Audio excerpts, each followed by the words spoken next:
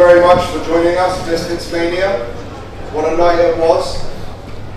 We're going to wait for, before the rest of the fighters come over, I want Top G, the star of the show, to give us a few words, and then he's going to make his way. Yeah, obviously I didn't get the result I wanted. But truthfully, the result I wanted was to see if I could still do it. 40 years old, 10 years retired, a little bit of time in a Romanian dungeon. It was always going to be a big ask against someone so much bigger than me, younger than me, more active than me, but I want a real challenge. I didn't want to fight a tin can, I didn't want to fight someone older than me or smaller than me. You know, I felt like I won the first 2 rounds, and then because he's 20 kilo heavier, he started leaning on me and sapped some energy. So I didn't quit, never give up. Never retreat, never surrender, fight to the end, go out on your shield. So I have no excuses, training camp went fantastic. Time is the fire in which we all burn. Unfortunately, a 40-year-old is not a 22-year-old. But I gave it my absolute all, and I have nothing but respect for Chase. I have no excuses. I'm not going to say anything bad about him. I'm not going to make up any reasons. He was the man who won. He deserves this victory.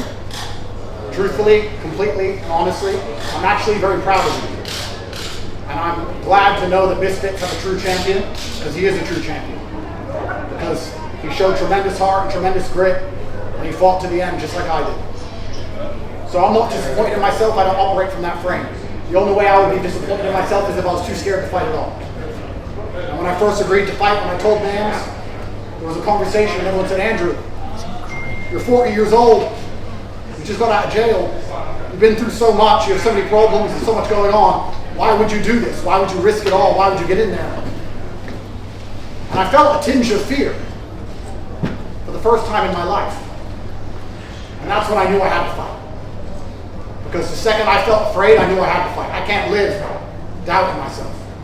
Seeds of doubt grow into forests of inaction. I don't operate that way. If Chase and I had to fight again tomorrow, I'd go tomorrow still with 100% belief in myself, even though I know he just beat me. That's who I am. So I don't. The second I knew that, I was worried about it, I knew I had to do it. And I'm not afraid to lose, I'm afraid to not try. So once again, absolute respect to Chase. Complete respect to Chase.